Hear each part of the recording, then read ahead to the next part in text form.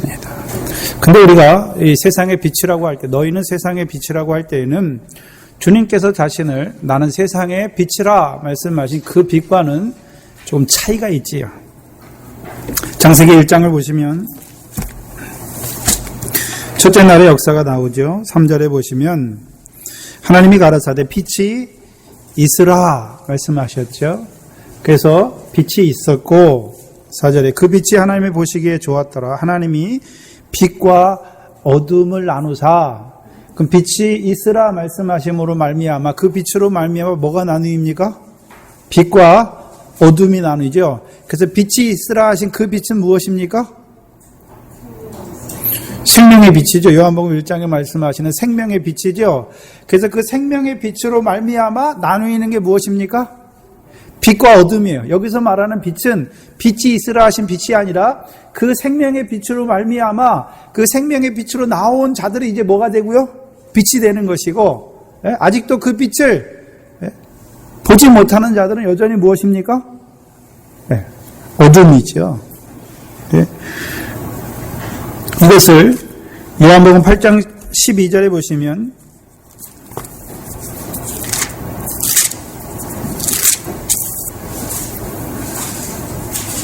요한복음 8장 12절에 보시면 예수께서 또 일러 가라사대 나는 세상의 빛이니 나를 따르는 자는, 여기 보니까 나는 세상의 빛이라 말씀하셨죠.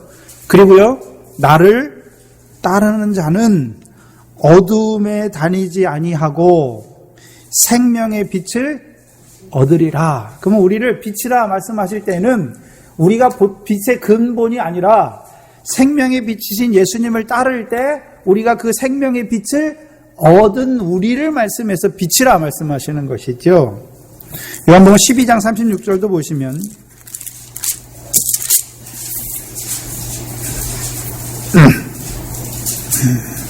12장 36절에 너희에게 아직 빛이 있을 동안에 여기서는요 빛을 믿으라 그리하면 빛의 아들이 되리라. 그래서 우리를 빛이라고 할 때는 우리가 빛의 근원이 아니라 그 생명의 빛으로 말미암아 그 빛을 믿는 자들이 빛의 아들이 된 것을 말씀하는 거죠. 그래서 우리를 빛이라고 할 때는 빛의 아들 또는요 낮의 아들이라고 말하는 것입니다. 그래서 데살로니가전서 5장 5절에 보면 너희는 다 빛의 아들이요 낮의 아들이라. 그 빛의 아들이니까 우리의 속성이 무엇입니까? 빛의 아들이니까 우리의 속성이 뭡니까? 빛이죠, 빛. 그 빛을 말씀하는 것입니다. 그래서 우리가 빛의 아들로 살아가는 것이죠. 그래서 너희는 세상의 빛이라 말씀하실 때는 빛의 아들로 살아가는 그 생명을 얻은 자로 살아가는 자들에 대해서 말씀하는 것입니다. 그리고 오늘 본문에 보시면 너희는 세상의 빛이다 라고 말씀하시고 산 위에 있는 동네가 숨기지 못할 것이다 라고 말씀하고 있습니다. 그러면 산 위에 동네가 어디에 있습니까? 동네가 있는데 어디에 있는 동네입니까? 산 위에 있지요. 그럼 어느 산 위에 있습니까? 예수님께서 지금 어디에 올라가셨습니까? 산에 올라가셨죠. 그 산에 올라간 자들에게 예수님이 빛을 비춰주시는 것이죠. 그럼 그 산에 또 누가 올라갔습니까? 제자들이 올라갔죠. 그럼 산 위에 사는 자들이 누굽니까? 산 위에 있는 동네에 사는 자들이 누굽니까? 제자들, 곧 빛의 아들들이 거기 사는 것이죠. 그 빛의 아들들이 거기 산다는 의미가 무엇입니까? 심령이 가난한 복을 통해서 하늘에 그 팔복을 통해서 하늘에 상을 얻는 자로 살아가게 하는 그 동네에 속한 자들이죠. 곧 빛의 아들이 살아가는 동네를 말씀하는 것입니다. 곧 교회를 말씀하는 것이죠. 교회는 산에서 입을 열어 가르치신 말씀으로 살아가는 자들이 교회예요.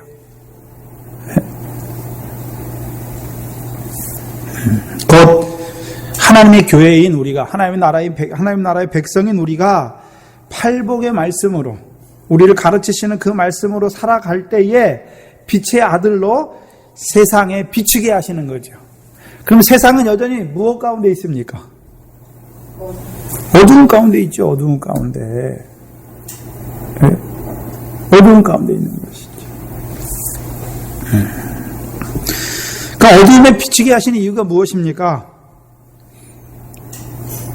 자, 빛과 어두움을 우리가 한번 생각해 보면, 자, 어두움이 어떻게 물러갑니까? 뭐가 와야지요? 빛이 오면 어두움이 물러가요. 그래도 우리도 처음에는 어두움이었잖아요. 근데 생명의 빛이 오니까 어떻게 됐습니까? 우리 속에 있는 어두움이 물러가는 것이죠. 네? 진리가 오니까, 참인 것이 오니까 우리 속에 있는 거짓이 물러가는 것이죠. 네? 선이 오니까, 하나님의 선이 우리에게 오니까 우리 속에 있는 악이 드러나게 되고 악이 물러가게 되는 것이죠. 우리를 빛으로 세우신 이유가 무엇입니까? 네? 어두운 가운데 있는 자들도 우리의 빛으로 말미암아 그들도 하나님께 영광을 돌리는 자로 세우시기 위한 것이죠. 근데 그 빛이 먼저 어디에 있습니까? 동네에 있죠. 동네에. 교회에 있죠. 그래서 여러분이 교회에 와야 이 생명을 얻는 거예요. 이 생명의 빛으로 말미암아 생명을 얻는 것이죠. 네? 풍성히 얻는 것이죠. 그래서 15절에 보시면 사람이 등불을 켜서 말 아래 두지 아니하고 14절에서는 너희는 세상의 빛이라 말씀하시고 산 위에 동네를 묶어서 말씀했죠. 공동체 단위로 말씀했는데 15절에서는요. 이제 등불 각자에 대해서 말씀하는 거죠. 개인에 대해서. 네?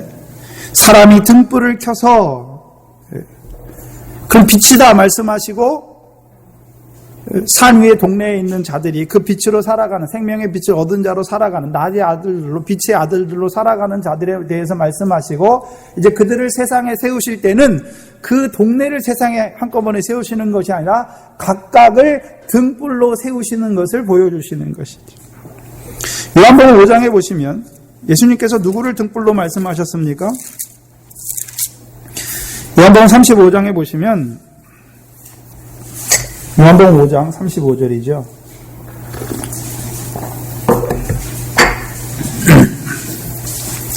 요한은 켜서 비추이는 등불이다. 예수님께서 요한을 뭐라고 말씀했습니까? 켜서 비추이는 등불이다. 그리고 너희가 일시 그 빛에 즐거이 있기를 원하였거니와. 그럼 요한이 등불인데 그냥 등불로 역사하고 있습니까? 빛으로 역사하고 있습니까? 그래서 너희를 세상의 빛이라고 하실 때에는 우리를 등불로 세워서 그 등불에 나오는 빛으로 말미암아 너희가 여기 보니까 너희가 일시 그 빛에 즐거이 있게 하시는 것이죠. 요한복음 1장에 보시면 이 생명의 빛이 어둠의 빛인데 어둠이 깨닫지 못하니까 하나님께서 어떻게 하셨습니까? 하나님께로부터 보내심을 받은 사람이 났으니 이는 세례 요한이다. 그는 이 빛이 아니요 이 빛에 대하여 증거하는 거예요. 그럼 세례 요한이 등불이라고 할 때는 세례 요한을 통해서 비춰주는 빛이 무엇입니까?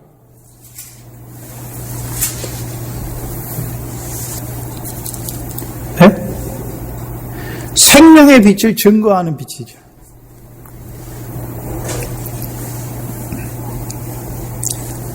생명의 빛을 증거하는 거잖아요. 근데 요한복음 5장 36절에 보면 내게는 요한의 증거보다 더 큰 증거가 있나니 말씀했죠. 요한의 증거는 작은 거죠. 근데 예수님께서 뭐라 그럽니까? 더 큰 증거.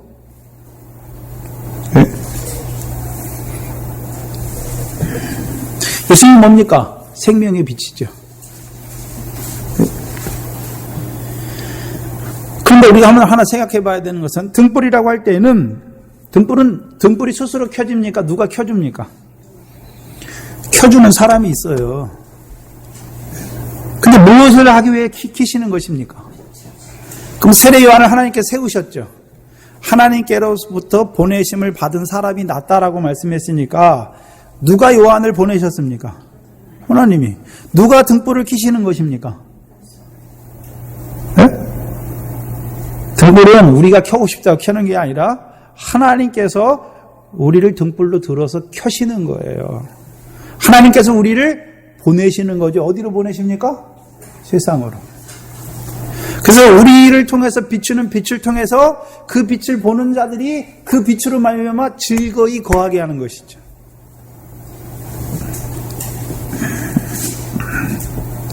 그럼 문제는 여기서 사람이 등불을 켰다니까 우리 각자가 등불인데 세례요한의 등불과 우리의 등불이 같습니까? 다릅니까?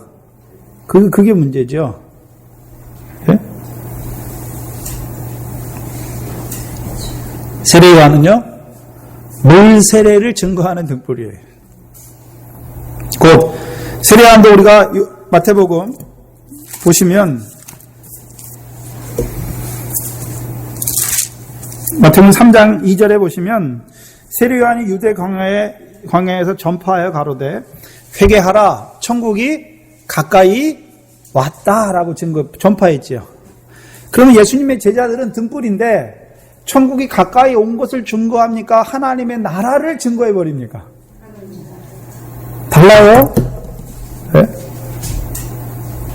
세례요한은 복음을 믿으라 하나님 나라 가까이 왔다 그걸 전파했어요. 근데 제자들은 이제 사도행전 마지막에 보면 사도 바울이 뭐라 합니까? 예수 그리스도에 대해서 가르치고 하나님 나라를 전파해요. 하나님 나라를. 그러면 세례요한은 하나님 나라에 들어갔습니까? 들어가지 못했습니까? 그래서 우리가 마태복음 11장에 보면 천국에서 지극히 작은 자도 세례요한보다 크다 말씀했잖아요. 그렇죠? 그러면 우리는 예수님의 말씀을 따라 산에 올라가서서 심령이 가난한 자의 복을 통해서 천국의 하나님 나라에 들어갔고 이제 들어간 자들에게 계속해서 주시는 복으로 기뻐하고 즐거워하는 자, 그 복을 누리는 자로 하나님 나라를 누리는 자로 살게 하셨죠. 그래서 우리가 그것을 맛보았죠. 맛보았으니까 가서 뭐 합니까? 그것을 우리가 하나님 나라 전파한다니까 하나님 나라가 이런 거다라고 전파하는 것이 아니라 물과 성령을 증거해서 하나님 나라에 나게 하시는 것이고 하나님 나라가 어떤 건지 하나님 나라에 들어갔을 때 그들에게 어떠한 복을 주셔서 기뻐하고 즐거워하는지 그것을 가르치는 거죠. 세례요한은 하나님의 어린 양을 증거해 주셨고 세상 죄를 지고 가는 하나님의 어린 양을 증거해 주셨고 우리는요 그 물세례 받은 자들에게 이제 그 예수가 그리스도임을 보여주어서 우리로 하나님 나라에 들어가게 하실 뿐만이 아니라 이제 하나님 나라에서 그 복으로 말미암아 하늘의 상을 얻게 하시는 자로 세우게 하시는 등불, 이게 제자들이에요.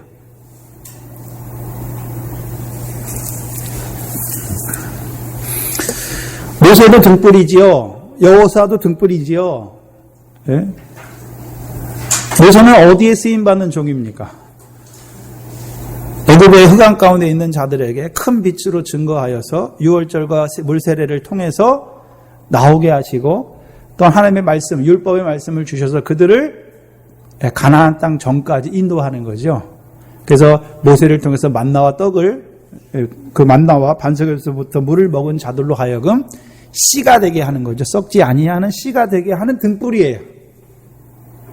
모세가 그렇게 한 게 아니라 하나님께서 모세를 통해서 그 하나님을 그들에게 비춰주시는 거죠. 하나님을 가르치게 하시는 것이죠.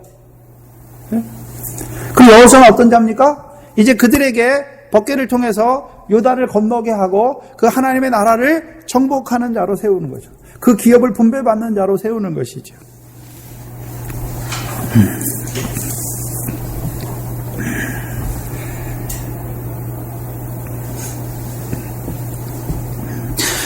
결국 사도들을 통해서 하나님 나라를 전파했는데 그냥 하나님 나라가 이런 거다 전파하는 것이 아니라 우리로 하여금 하나님 나라의 백성으로 하나님 나라를 유업으로 얻는 자로 세우는 것이 하나님 나라를 전파하는 거예요. 실제적인 것으로. 하나님 나라가 이런 거다라고 말하는 것이 아니라 그 하나님의 나라를 유업으로 얻는 자로 세우는 그 일을 하게 하시는 것이죠. 그게 등불이에요. 그게 제자들을 세상에 빛으로 세우신 이유지요. 그 제자들이 뭐합니까? 하나님의 나라를 전파하는 것이죠. 교회가 이 땅에 존재하는 목적이 무엇입니까?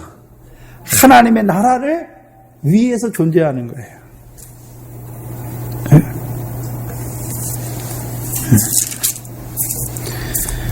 그래서 우리로 하여금 복음으로 불러 믿게 하신 이유가 무엇입니까? 이제 하나님 나라의 백성으로 살아가게 하기 위해서. 하나님 나라의 백성이니까 왕이 있고, 왕께서 주시는 그 법으로 말미암아, 언약으로 말미암아 살아가는 자들로 우리를 세우시는 것이죠. 음. 15절에 사람이 등불을 켜서 말 아래 두지 아니하고, 근데 등불은 자, 세례 요한이 나면서부터 모태로부터 성령이 충만했지요. 그러니까 나면서부터 증거하고 다녔습니까? 네?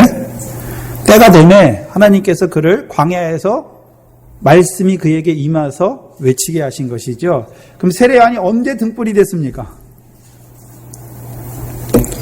세례 요한이 언제 등불이 됐죠? 유대 광야에서 전파할 때부터.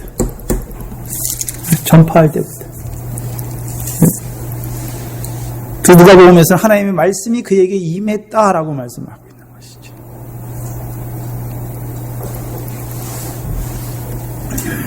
그 15절에 보면 등불을 켜서 말 아래 두지 아니하고, 그러면 등불이 자기가 켜지고 자기가 등경 위로 올라갑니까? 그 등불을 켠 사람이 등경 위에 세우시는 것입니까? 우리를 세상의 소금이다, 세상의 빛이라고 할 때 우리가 가서 소금 노릇하고 우리가 가서 빛을 하는 것이 아니라 하나님이 우리를 세우시는 것이죠. 세상에. 그러니까 여러분이 우리가 소금이라고 우리가 빛이라고 자랑할 게 없어요.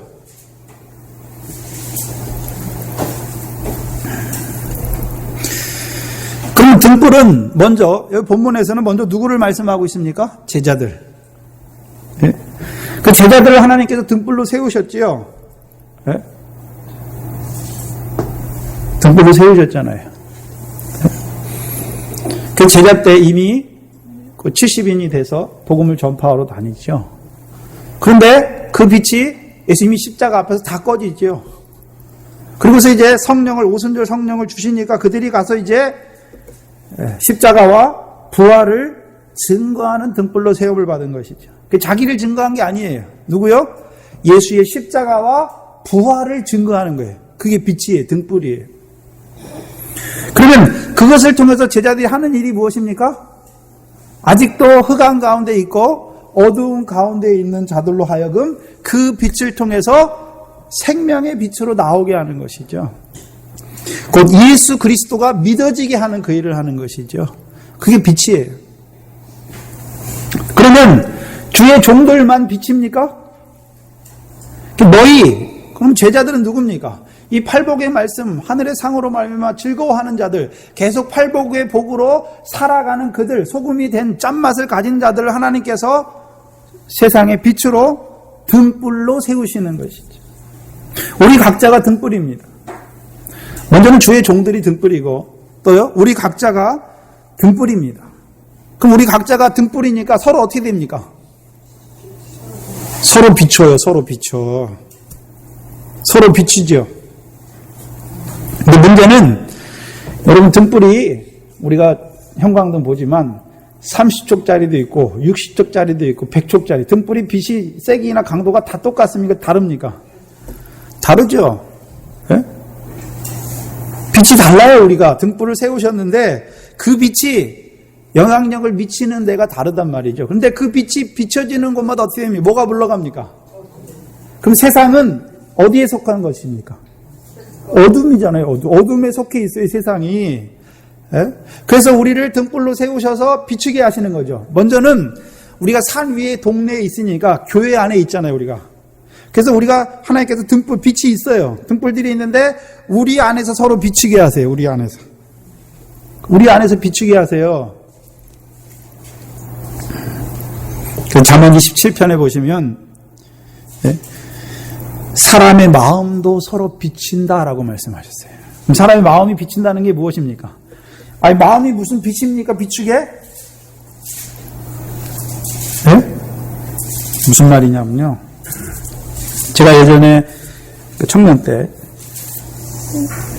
교회가 문제가 있어서 한참 고민하고 그럴 때 내 안에 그 기쁨과 즐거움을 잃어버렸을 때, 그리고 전사님 찾아가서 전사님하고 같이 있고 그냥 말씀을 꼭 나누죠. 그러면 저도 거룩해지는 것 같아요. 거룩함이 묻어나는 거죠. 또 전도사의 말이나 그 행위나 삶을 통해서 나를 비춰보게 되는 거죠. 자꾸. 그리고 원하는 거죠. 나도 저렇게 선을, 거룩함을 끼칠 수 있는 사람이 됐으면 좋겠다. 어떻습니까? 마음이 비춘다는 것은 우리 믿음이 서로 비추는 거예요. 그래서 우리가 저 권사님 참 보면은 은혜롭고, 그렇잖아요. 그런 것들 나누는 거죠, 서로. 근데 믿음이 연약하거나 실족한 형제를 보면 어떻습니까? 빛이 점점 꺼질라 말라 하는 거죠.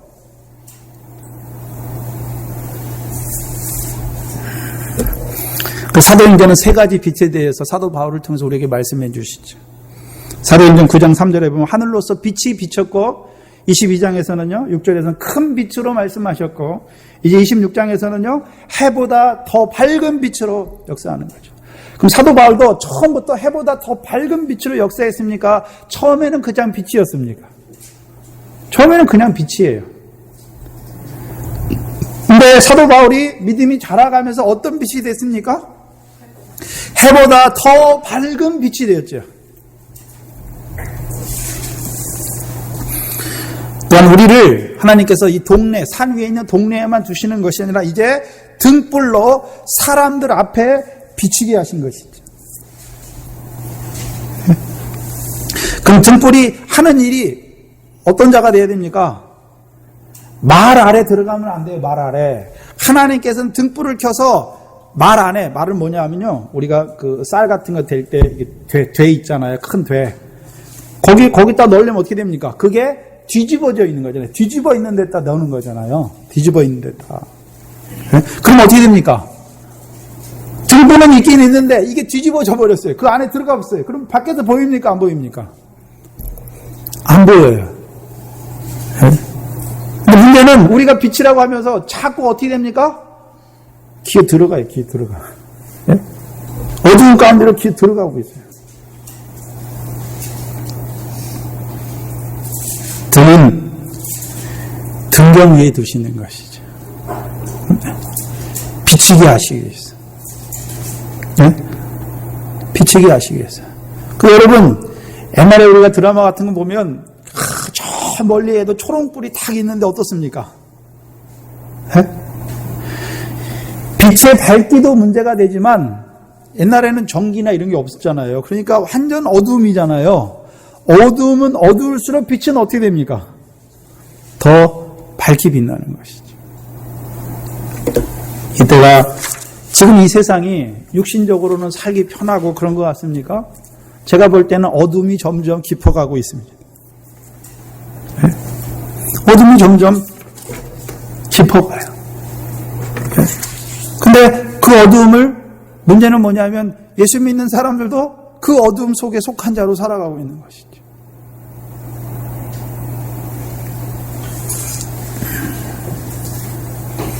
그럼 등경위가 어디입니까? 그 모든 사람이 여기 나와서 말씀을 증거해야 됩니까? 하나님께서 여러분을 세우신 자리가 거기가 등경위예요. 권사로, 아내로, 어머니로, 할머니로, 교회 권사로 세우셨으니까 권사 일을 하는 거예요. 빛을 비추는 거예요. 그게 우리의 일이죠. 우리가 말씀을 받고 세상과 떨어져 사는 게 아니에요. 세상 가운데서 그 말씀을 행하는 자가 되어야 되는 것이죠. 행하는 자가 되어야 되는 것이죠. 세상에 끌려다니는 자가 아니라 앞서서 비춰주는 자가 되어야 되는 것이죠. 처음에는 우리가 그래요. 예수님이 빛이죠. 그 빛에 다니니까 어둠에 붙잡히지 않기 위해서 막 주님을 쫓아가야 돼요. 왜요?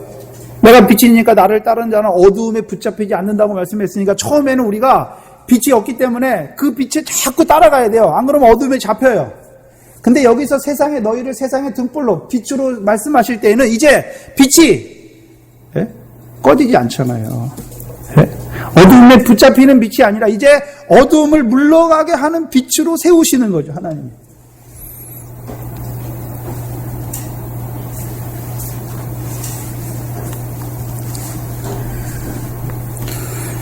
누군가는 16절에 보시면 너희 빛을 사람 앞에 비추게 하여 저희로 너희 착한 행실을 보고, 그는 빛이 비춘다는 의미가 여기서는 뭘 포함하고 있습니까? 아까는 우리가 요한복음 8장과 12장에서는요 빛을 믿으라 했는데, 여기서는요 이제 믿는 것에서 그치는 것이 아니라 믿음과 함께하는 행실이 있는 것을 말씀하는 거죠. 빛이 비친다고 할 때는요, 우리가 세상의 빛으로 빛을 비친다고 하는 것은 착한 행실이 있는 거예요. 그래서 우리가 잘 아는 것처럼 베드로전서 3장에 보시면 여기 빛을 비추는 여자가 있습니다.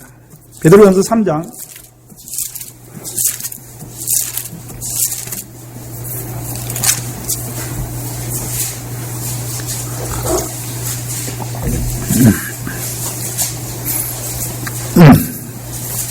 1절 2절 보시면 아내된 자들아 이와 같이 자기 남편에게 순복하라. 이는 혹 도를 순종하지 아니하는 자라도 말로 말미암지 않고 그 아내의 행위로 말미암아 구원을 얻게 하라. 이게 뭡니까?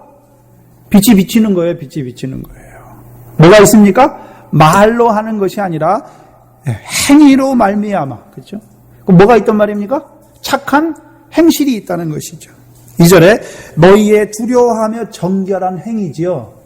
우리가 빛이 비친다는 의미는 내가 빛이야, 그러니까 예수 믿었으니까 내가 빛이야, 그게 아니란 말입니다. 여기 보면 두려워하며 정결한 행위가 있는 것이죠. 그럼 두려워한다는 말이 무엇입니까? 하나님이 죄대로 벌하시는 그거를 두려워하는 것이 아니라 하나님 앞에 사는 거예요. 안 믿는 남편이 보기에도 저 사람이 하나님 섬기는데 그냥 장난하듯이 갔다 안 갔다 그렇게 하는 것이 아니라 정말로 하나님이 살아계신 것을 행위로 드러내는 자가 되어야 되는 것이죠. 예수 믿는 것을 그냥 장난삼아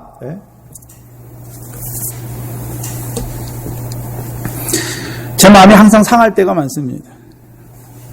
드러내지 않아서 그렇지만 주의를 온전히 지키지 못해요.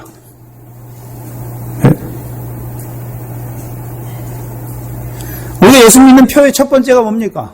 주의를 지키는 거예요, 주의를.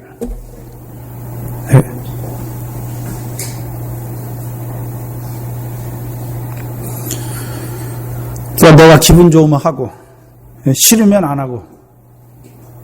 그 자기 마음대로 사는 사람이지, 어떻게 하나님의 뜻대로, 법대로 사는 사람입니까? 모든 게 자기 기준이에요, 자기 기준. 그래서 내 마음에 안 들면, 내 귀에 안 차면. 예수님은요, 말씀 못 듣는 사람 계속 쫓아다니면서 먹이시는 게 아니에요.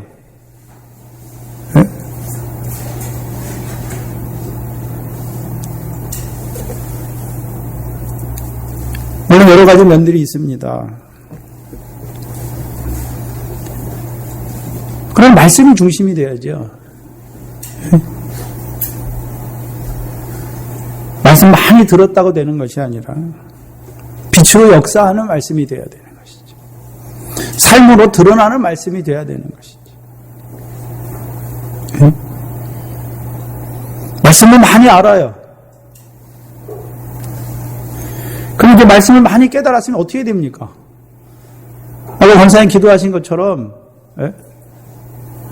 아론과 훌의 역할을 해야죠. 미리암과 아론과 같이 민수기 12장에 미리암과 아론과 같이 모세를 막는 자리에 있어요.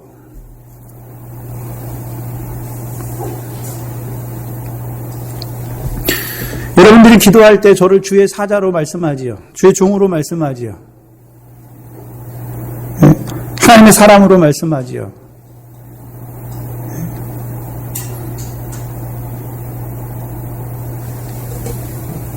하나님의 사람으로 대하고 있습니까?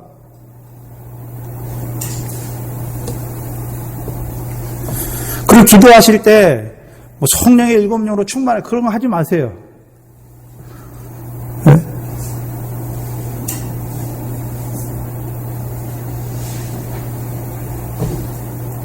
말만 해요, 말만.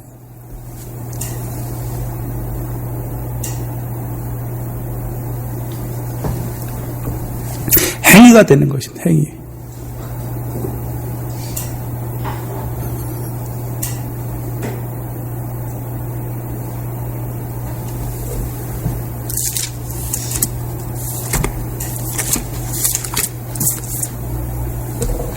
이같이 너희 빛을 사람 앞에 비추게 하여 저희로 너희 착한 행실을 보고. 그럼 누가 봅니까? 저희죠, 저희. 너희와 저희가 다른 것이죠. 그럼 먼저 불러 믿게 하신 자를, 먼저 하나님 나라의 복으로 세우신 너희가 해야 될 일이 무엇입니까? 저희로 너의 착한 행실을 보게 하는 것이죠. 그럼 그들도 어떻게 한단 말입니까? 빛이 비춰야 볼 거 아닙니까? 착한 행실이 있어야 볼 것이 아닙니까? 근데 우리가 착한 행실이 없어요. 말로 구원하는 게 아닙니다. 물론 말로 구원하는 시대도 있지요. 초창기에는 다 예수 믿어라. 그 말로만 해도 다 됐지요. 근데 지금 말로 해야 됩니까? 여러분의 자녀들이, 우리 자녀가 말로 한다고 말 듣습니까? 우리 말도 안 듣는데 어떻게 하나님의 말씀을 듣겠습니까? 다 누구 책임입니까? 내가 그들 앞에서 두려워하며 정결한 행위가 없는 거예요. 어머니가 믿는 하나님 보니까 정말 하나님이 살아계신 것 같아요.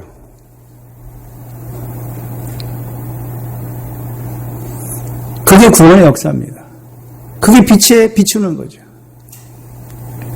물론 다 빛으로 착한 행실을 했는데도 불구하고 안 나오는 자들도 있긴 있지요. 테이프 하나 더 갖다 주실래요?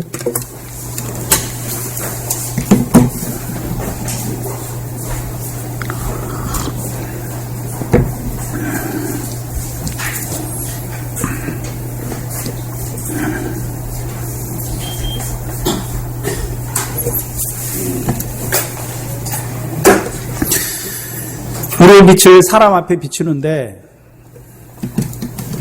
근데 여기 사람이 어떤 사람이라고 특정하지 않았죠. 그죠? 사람 앞에 비추게 하는 것이죠. 어떤 사람입니까? 하나님께서 오늘 우리에게 붙여주신 사람 앞에 비추는 거예요. 그래서 아내는요, 남편에게 그 빛을 비춰야 되는 것이죠. 또 내가 어머니가 됐으면요, 자녀들에게 그 빛을 비춰야 되는 것이죠. 또 여러분이 직장 가운데서 또 손주를 키우면서 그들에게 그 빛을 비춰야 되는 것이죠. 그럼 우리의 빛이 무엇입니까? 빛을 비춘다는 것은 착한 행실로 드러나는 것이죠. 그래서 여기서 착한 행실이라고 하는, 착한이라고 하는 칼로스라는 형용사를 쓰고 있죠. 그래서 칼로스, 아가토스, 우리가 신약에 번역된 단어는요, 좋은 또는 착한, 선한, 이 세 가지가 같이 써요. 우리가 말하는, 여기서 너희 착한 행실이라고 말할 때에는 도덕적인, 사람들이, 일반 세상 사람들이 말하는 도덕적인 착한 일을 말하는 것이 아니에요. 그 도덕적인 착한 일은 양심을, 예수 안 믿는 양심을 가진 사람들도 해요.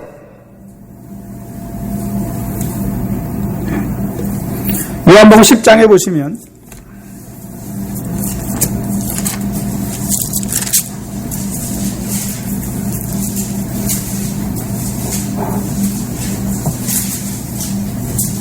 (32절에) 예수께서 대답하시되 내가 아버지께로 말미암아 여러 가지 선한 일을 너희에게 보였거늘. 그럼 예수님은 자기가 능력에 있어서 선한 일을 하는 것입니까? 누구로 말미암아요?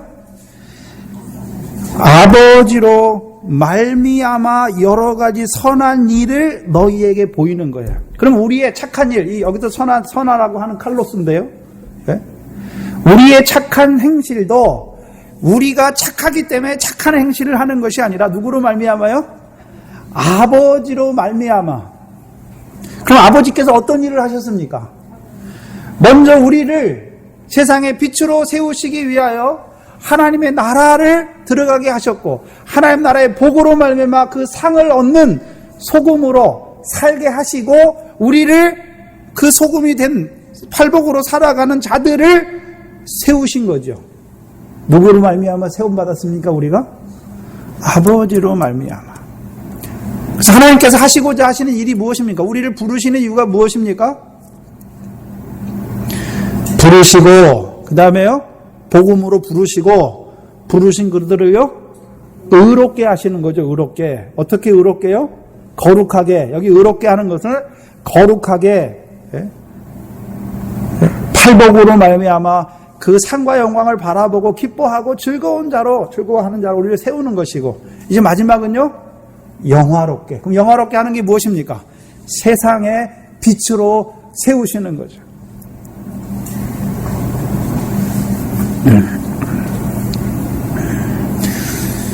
히브리서 13장을 보시면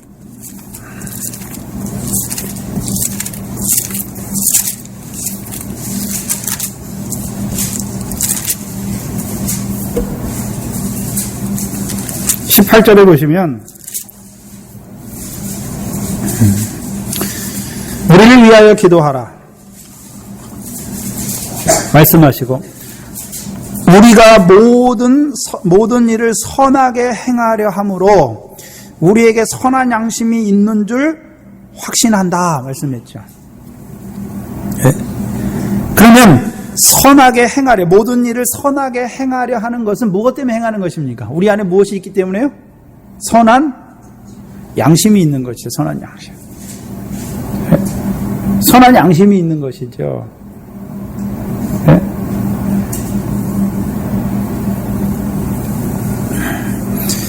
우리 안에 선한 양심이 있기 때문에 착한 일을 행할 수 있는 것이죠. 근데 우리가 베드로전서 3장에 보시면 거기서는 이제 선한 양심을 뭐라고 말씀하고 있습니까? 21절에, 베드로전서 3장 21절에 물은 예수 그리스도의 부활하시는 분 말미암아 너희를 구원하는 편이 곧 세례라. 육체의 더러운 것을 제하여 버림이 아니요 오직 선한 양심이 하나님을 향하여 찾아가는 것이다. 그러면 착한 행실을 한마디로 하면 뭡니까? 하나님을 향하여 찾아가는 거예요.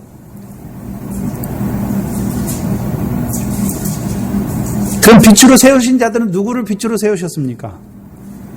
물세례 받은 자들. 여기 세례라 말씀했잖아요. 물세례. 무슨 세례입니까? 물세례. 여기서 말씀하는 물세례는요, 로마서 6장에 말씀하신 그리스도 예수와 합한 세례. 그 세상의 빛으로 세우시는 자들은 누구를 세우십니까? 그리스도 예수와 함께 물세례 받은 자들을 세상의 빛으로 세우시는 것이죠. 그래서 착한 행실은 그냥 우리가 세상 사람들이 말하는 착한 행실을 말하는 것이 아니라 하나님을 찾아가는 그 일이 선한 행실이죠. 그래서 히브리서 11장에는요 믿음에 대해서 말씀하시면서 믿음을 정의해 주시면서 믿음이 없이는 하나님을 기쁘시게 하지 못한다.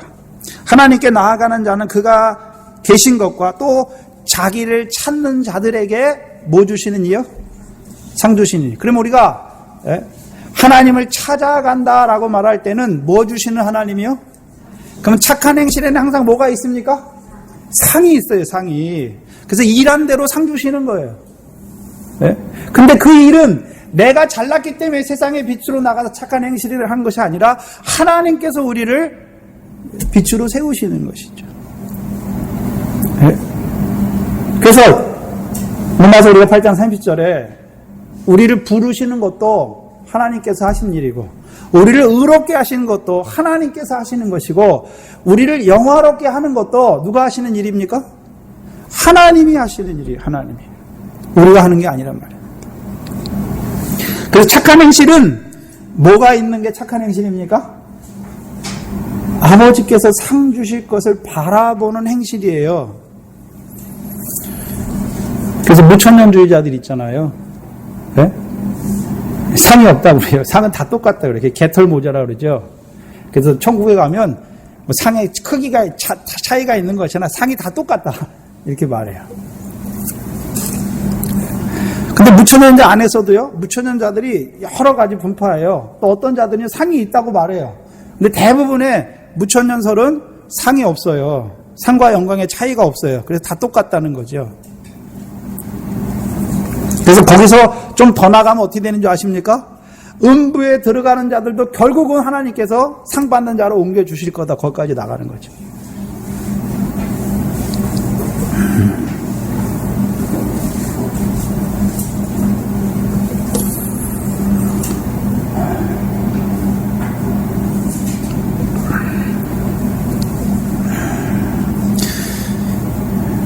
야고보서 3장. 그러면 우리가 어떻게 상 받을 그런 착한 행실을 어떻게 하게 되는가? 3장 13절에 보시면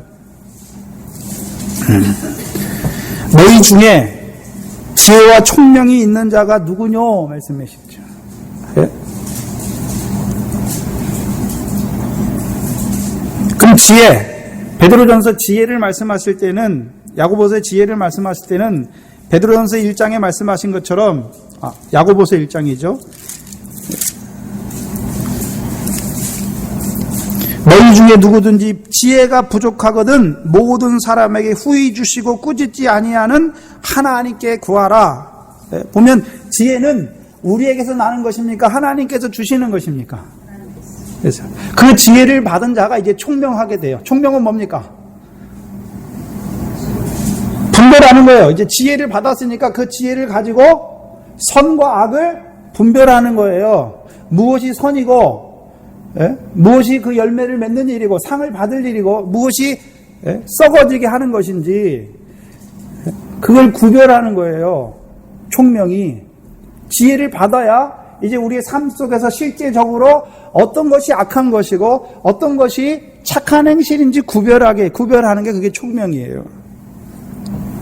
총명이 있는 자가 누구뇨? 그는 선행으로 말미암아 지혜의 온유함으로 그 행함을 보일지니라. 그러면 내가 지혜가 있다, 총명이 있다 말로만 하는 것이 아니라 그 지혜 있고 총명이 있는 자는 뭘로 말미암아 안다고요?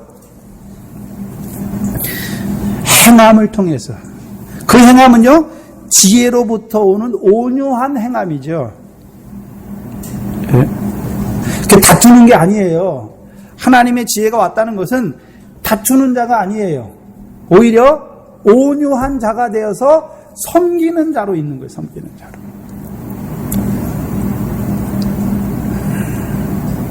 그럼 우리가 착한 행실이라고 할 때는 아버지로 말미암아 착한 행실이에요.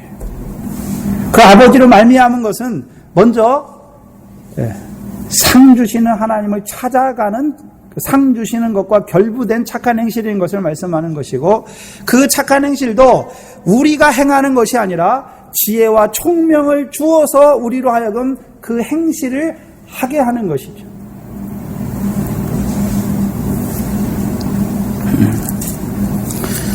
그래서 실제적인 착한 행실이 무엇입니까? 디모데전서 5장에 보시면, 5장 10절에 보시면,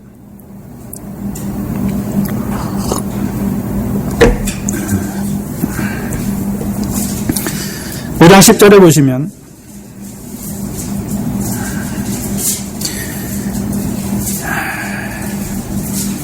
5장 9절, 과부로 명부에 올릴 자는 나이 60이 덜 되지 아니하고 한 남편의 아내였던 자로서, 이 구절을 가지고 이제 오늘날 권사를 세우죠. 10절에 보시면 선한 행실의 증거가 있어 말씀하시죠. 그러면 이제 10절부터 선한 행실의 증거가 무엇인지 보여줍니다. 자녀를 양육하며. 그럼 자녀를 양육하는 것도 하나님께서 착한 행실로 보시는 거죠. 그럼 자녀 양육에도 뭐가 있단 말입니까?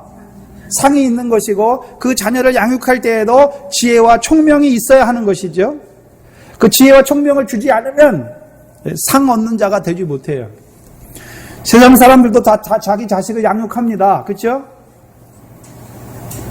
네? 그럼 세상 사람들과 그리스도인이 자녀를 양육하는데 차이가 무엇입니까? 우리는 하나님의 지혜를 받아서 하는 거예요. 내 자식이 아니라 하나님께서 나를 통해서 보내신 하나님의 자녀로 양육할 때 상이 있어요. 우리 자녀들이 왜 그렇습니까? 다 내 자식 새끼로 양육했기 때문에, 60만 키워놨기 때문에 다 그렇지요. 우리가 참으로 착한 행실로, 그 선한 행실의 증거로 자녀를 하나님의 자녀로 양육했다면,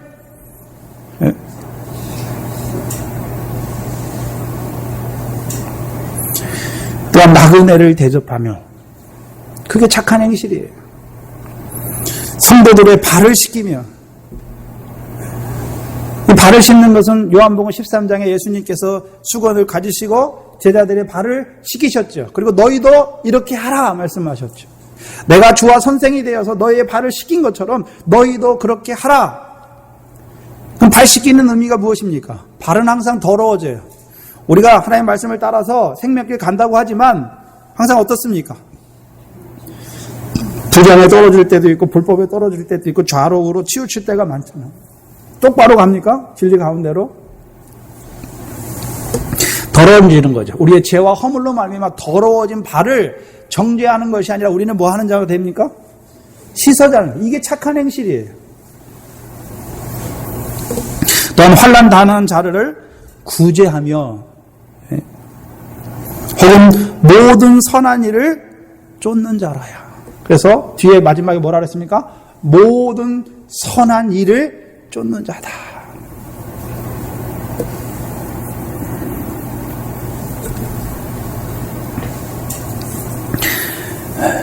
그래서 하나님께서 기도서 보시면 2장 14절에 보시면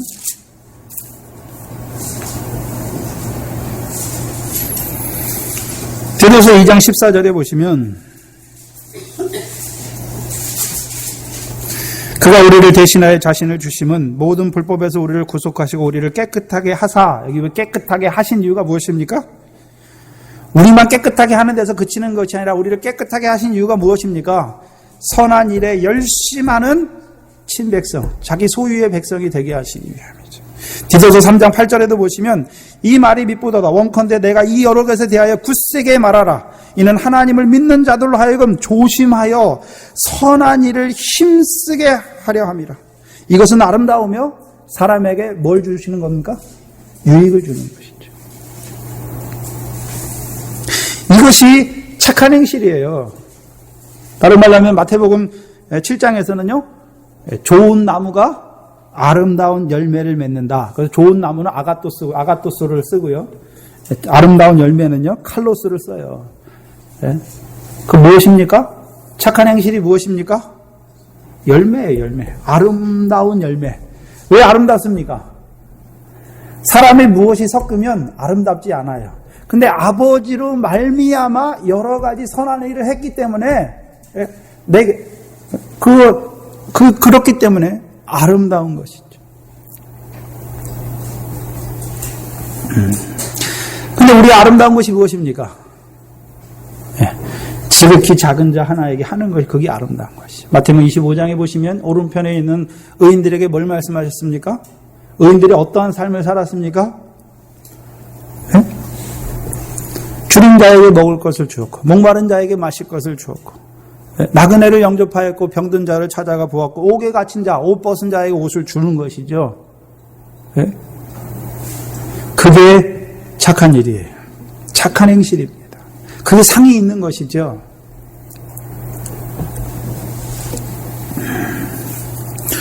근데 문제는 우리가 그러면 이 착한 행실을 한다고 해서 착한 행실을, 너희 착한 행실을 보고 하늘에 계신 너희 아버지께 영광을 돌리게 하라. 그럼 우리가 착한 행실 했는데 우리를 보고 영광 돌리는 게 맞습니까? 너나 잘해 하는 게 맞습니까?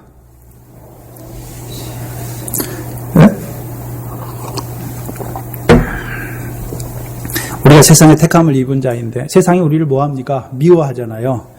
근데 미워한다고 우리도 같이 미워해야 됩니까? 우리는 오히려 소금과 빛으로 그들에게 나아가야 됩니까? 소금과 빛으로 나아가야 되는 거예요. 선으로 악을 이겨야 되는 것이죠. 그러면 하나님께서 우리를 빛으로 세우신 이유는 저들 우리의 착한 행실을 그들에게 보여 그들도 너희 아버지께, 우리 아버지께, 하늘에 계신 우리 아버지께 영광을 돌리게 하는 것을 우리 세웠는데 왜 안 돌아옵니까? 왜 우리를 통해서 하나님께 영광 안 돌립니까? 물론 많은 교회에서 사회 사업이나 이런 걸 통해서 저 사람들 세상 사람들의 칭찬을 얻게 하기 위해서 그 구제를 해요. 잘못된 겁니다. 네. 우리의 착한 행실은 하나님, 상 주시는 하나님을 바라봐야지 우리가 교회니까 세상 사람들에게 칭찬을 받기 위해서 우리가 이렇게 해야 된다. 구제의 뜻이 잘못된 거예요. 그 왜 안 돌아옵니까? 베드로전서 2장 12절이죠.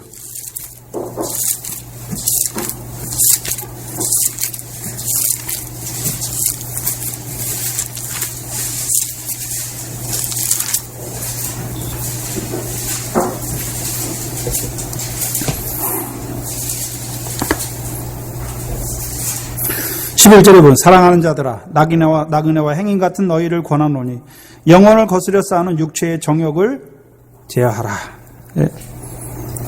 너희가 이방인 중에 행실을 선하게 가져 너희를 악행한다고 비방하는 자들로 하여금 너희 선한 일을 보고 뭐 하는 날이에요? 우리가 선한 행실을 하니까 바로바로 돌아오는 게 아니에요. 네? 뭐 하신 날이 있습니까? 하나님께서 권고하시는 날이에요. 네? 하나님께 영광을 돌리게 하려 합니다. 그럼 우리는 착한 일을 해야 되는, 착한 행실을 하는 거죠. 때는 누구에게 있습니까? 하나님께 있어요. 하나님께. 네? 문제는 우리가 뭐 착한 일 한다고 바로 돌아와야 되고 그렇지 않습니다. 네? 우리는 선한 행실을 하는데 뭐라고 비방합니까? 악행한다고 비방하죠. 근데 그들로 하여금 우리의 선한 일을 보고 권고하시는 날에 그 우리가 바라봐야 되는 건 무엇입니까? 착한 행실만 했으니까 나 할 거 다 했다 말하면 그렇게 그치면 되는 것이 아니라 하나님께서 저를 권고해 주시기를 구해야 되는 것이죠. 그 기도가 있습니까? 자녀들을 보면서 남편을 보면서 그 기도가 있습니까?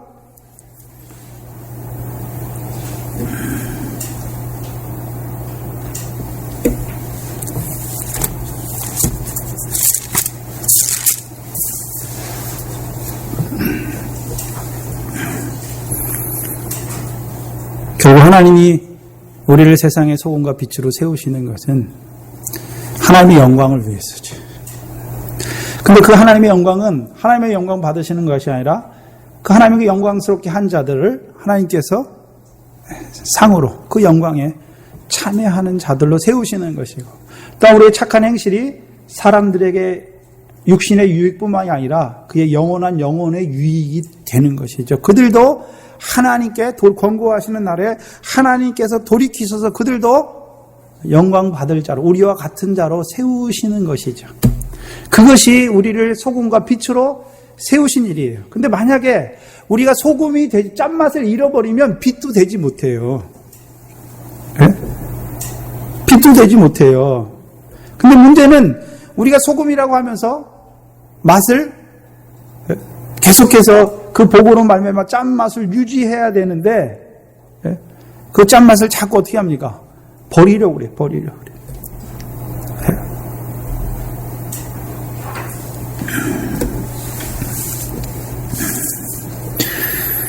하나님께서는요,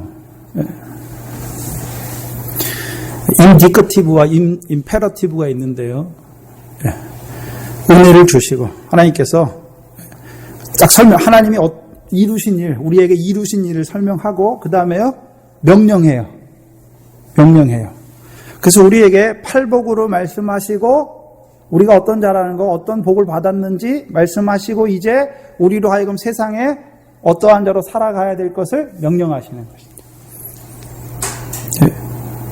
그래서 우리가 우리가 교인이라고 할 때는 교회를 위한 교인만 되면 안 돼요. 빛으로 세상의 어두운 가운데 비치기 위하여 하나님 우리를 세우신 자로 살아가야 되는 것이죠.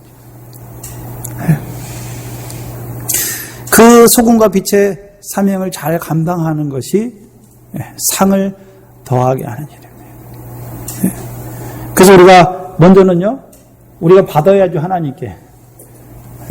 그 복을 받아야 되지요. 배부른 자가 될 때에 우리를 긍휼히 여기는 자, 청결한 자, 화평케 하는 자 세워가는 것이죠. 그래서 어떻게 보면 소금이다라고 할 때는요, 앞에서 4가지 복으로 우리를 하나님 앞에 우리의 심령이 평강을 얻는 자로 세우시고, 제 빛으로 세우실 때는요, 이제 우리를 세우셔서 긍휼하게 하는 자, 마음이 청결한 자, 화평케 하는 자로 세워가는 면도 있긴 있습니다. 결국은 예수님께서 제자들을 통해서 산에 올라오게 하셔서 그들을 궁극적으로 그 팔복을 통해서 세상 가운데 짜게 하는 그 짠맛을 가진 소금과 빛으로 세우시기를 원하신 것이죠.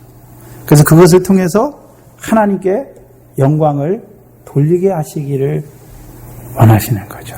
그래서 영광을 돌리는 그것도 거저 주시는 바 그 은혜의 영광을 찬미하게 하시기 위해서 하나님께서 지혜와 총명을 주셔서 선한 일들을 선한 양심으로 하나님을 찾아가게 하시는 그 일을 하는 것이죠.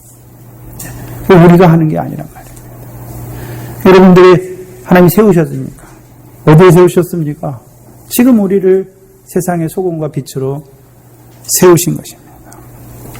지금 있는 자리에서 올 한 해도 이 소금과 빛의 사명을 잘 감당하여서 그 열매를 맺는 착한 행실을, 많은 열매, 절로 맺는 그 많은 열매를 맺으시고 우리의 삶을 통해서 하나님께 영광 돌리는 귀한 복된 삶이 되기를 기원합니다. 기도하겠습니다.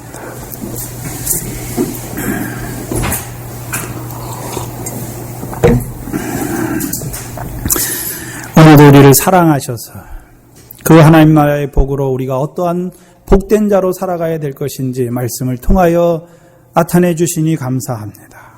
하나님 아버지, 미련하게도 우리가 그 하나님 나라의 복을 받은 자로, 복된 자로 살아감에도 불구하고 그 하늘의 상을 얻게 하시는 그것으로 말미암아 기뻐하고 즐거워한다고 하면서도 우리의 삶을 돌아보니 아버지 하나님, 세상 재리와 염려로 말미암아 근심할 때가 너무나 많은 저희들인 것을 용서하여 주시옵소서. 우리를 세상의 소금과 빛으로 세우셨지만 짠맛을 잊어버릴 때가 너무나 많고, 아버지 하나님, 착한 행실이 아니라 우리의 부정과 불법을 인하여서 하나님을 가리우는, 하나님의 이름을, 영광을 가리우는 자리에 설 때가 많은 저희들을 아버지 하나님 불쌍히 여겨주시옵시고, 올 한 해를 이 말씀을 통하여 시작해 하셨사오니 이제 우리를 세상의 소금으로, 짜게 하는 소금으로 세워가시고 빛으로 세워가실 때 우리의 삶이 참으로 그 선한 양심을 따라 상 주시는 하나님을 찾아가는 우리의 삶이 되게 하여 주시옵소서. 하나님께 영광 돌리는 우리의 한 해가 되게 하여 주시옵소서. 예수님의 이름으로 기도하옵나이다. 아멘.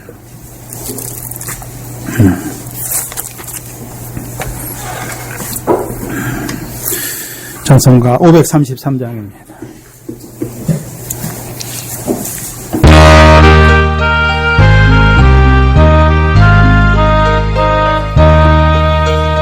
내 맘에 소망 되소서.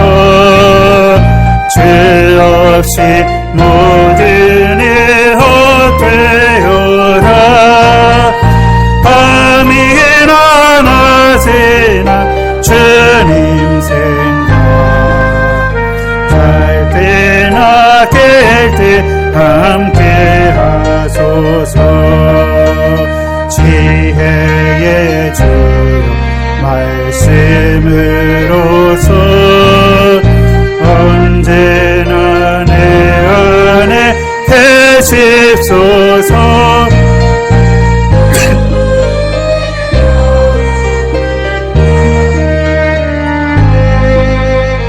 주 안에 내가 늘 살고 지고 세상에 눈앞에 없네. 언제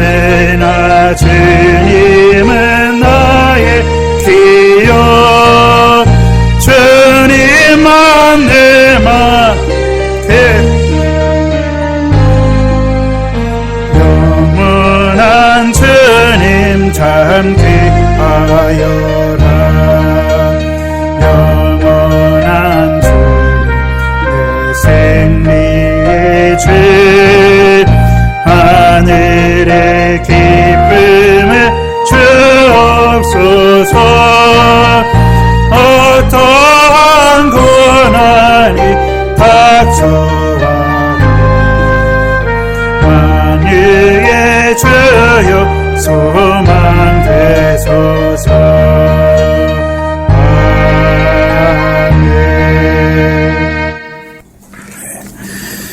금요일날 제가 자보니까요, 교회에서 저기 방 안에서 자지 못하면 교회에서 잘 수가 없어요. 그래서 새벽 예배 여기서 주무시고 한다는 건 좀 불가능한 것 같아요. 그래서 일단은 금요일날은 그냥 오셔서 그냥 창세기 개관하는 것하고 제가 준비가 되면 역사를, 그 교회사를 한번 하겠습니다. 그래서 교회사를 하는 이유는요, 예수님께서 말씀하셨는데 성경 그 계시록까지 끝났죠. 그것이 교회사에서 어떻게 드러나는지, 그렇죠? 드러났을 거 아닙니까? 어떻게 드러나는지를 좀 준비되는 대로 하겠습니다. 되는 동안에는 창세기를 하겠습니다.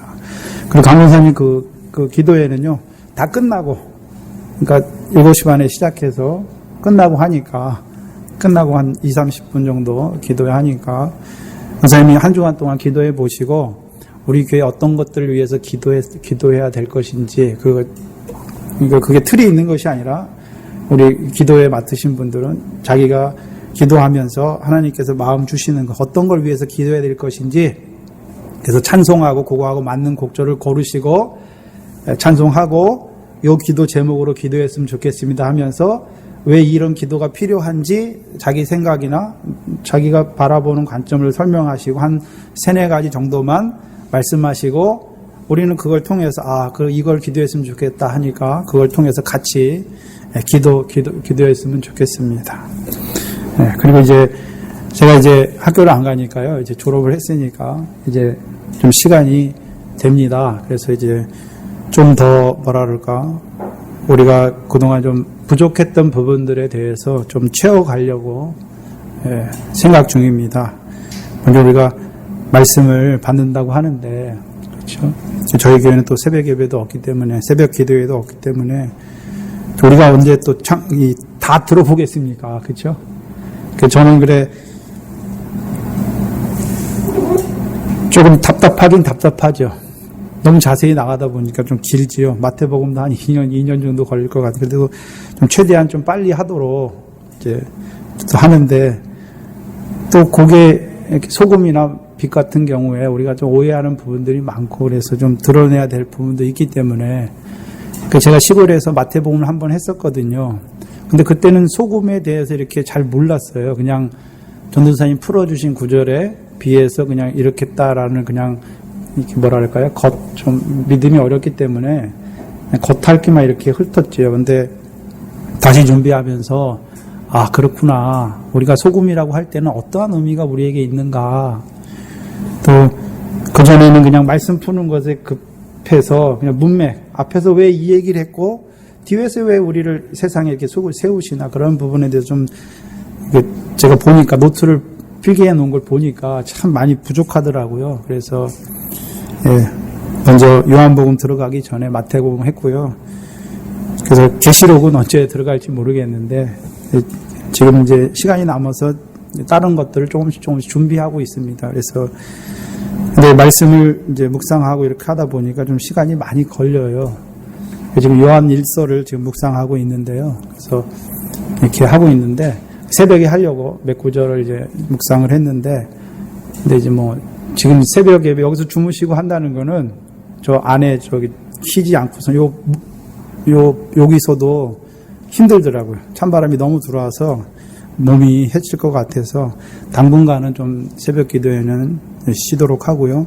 저만 좀 일어나서 새벽 기도하든지 그렇게 하겠습니다. 그래서 금요일 날은 부담 갖지 마시고 오셔서 좀 들으시고, 모이기를 좀 우리가 힘써야지요. 그리고 올해 또 기도회를 시작하게 한 것은 우리 교회가 좀 기도가 부족한 것 같아요. 그래서 여러분 각자가 매일 시간을 떼놓으시고, 또 우리 권사님들 같은 경우에는 한 가정 이렇게 쭉 기도로 쭉 돌아가시면서 기도해야 돼요.